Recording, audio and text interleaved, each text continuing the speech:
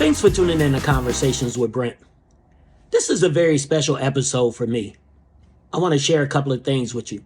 Since me and my man Arthur been rocking, this is the 40th episode that you will have seen this year. What's so significant about the number 40? In the Bible, 40 represents a number of transition, new beginnings, growth, and Conversations with Brent has grown. The reason I'm making this video, we're getting ready to take a little hiatus. We'll still have some B-rolls. We'll still put a little content out, but we're going to come back bigger, better, stronger, more informed. Tune in to Conversations with Brent.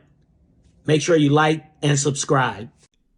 Do I ever see myself giving up music or my passion? I guess that's the question. Yeah.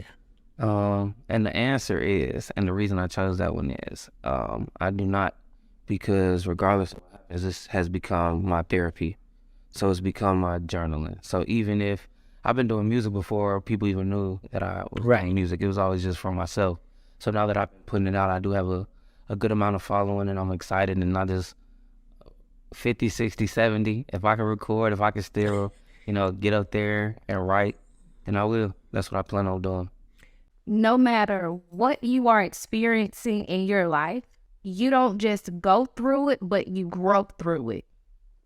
You grow through circumstances, you grow through obstacles, because that's not your final destination. You have to, for one, but whatever spiritual belief you have, believe in something greater and higher and powerful and positive. Because when you do that, on the other end, okay, if I believe in that, I gotta believe in myself.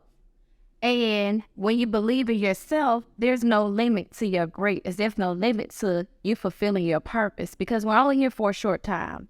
And while you're here, do everything in your power to live your life to the fullest, being kind, being grateful for the smallest things. And those small things will amount to something greater, which is a peaceful and joyful life. So I leave you that. Be strong, be resilient, and believe in yourself. We have to then give ourselves permission, right? Mm-hmm. Meaning we got to give ourselves permission to get help, give ourselves permission to let go, give ourselves permission to push forward, give ourselves permission to take a nap, give ourselves permission. Like, we have to then give ourselves permission, because so many of us are so committed to the idea that if I'm not hustling, right? If I'm not grinding, then I'm not successful.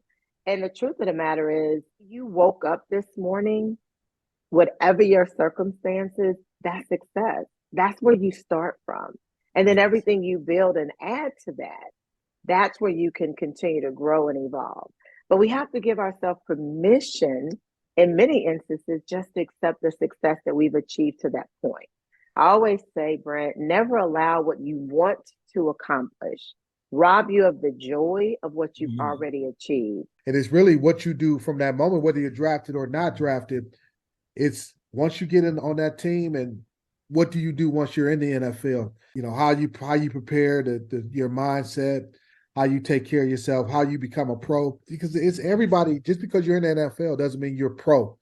And that's going to be key to how long you play, how well you play, what type of career you have, how much money you make, all those types of things. What you do once you are a professional football player, how you handle yourself. So, my thing I would tell those guys, all right, it's not where you start, like you said, it's where you finish and what you do once you get into the league. It's a job that doesn't get a whole lot of notoriety, especially at the lower level. Now, the higher you go up, the higher your notoriety go up. I tell kids all the time. In high school, you get awards, you get scholarships, you know what I mean? College, you get a chance to get drafted, and in the NFL, we get paid. So as you go up, it gets better. But a lot of kids run from it at the lower levels because people call it, like, I hate when people call it the line. Travel does not have to always scream 5-star luxury resorts, Ritz-Carlton.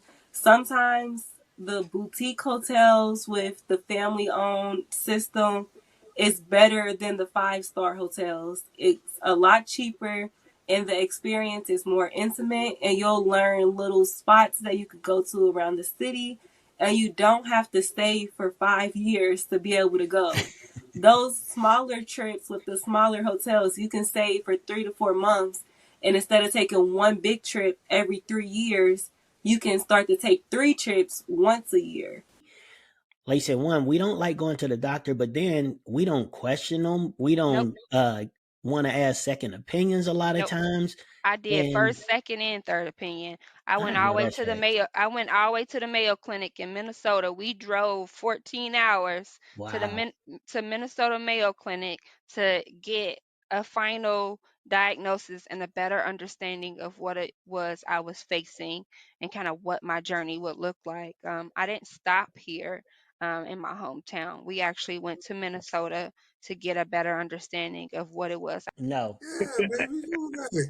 You know, and even to that, I mean, so in 40 something years, there's been disagreements, there's been things that have occurred, but because of the underlying love that we all have for each other, I mean, it's like any family, right? You know, we don't stop talking to you. You know, we don't stop being there for you. You might get mad at you.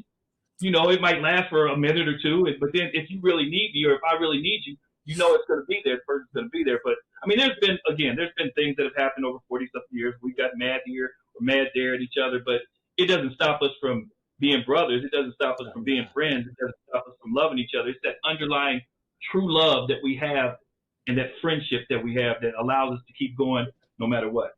Friday. So I took a 1.5-year hiatus. I completely rebranded and I became Foodies with a Cutie.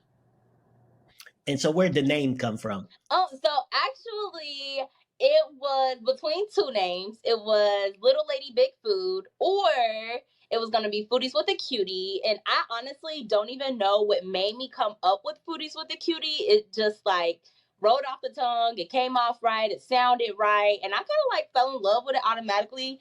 So I had did a poll on my Facebook stories, and I was like, okay, like which one do y'all like? They had no idea what I was doing, like what it was for, but people was just voting like on which name they like better.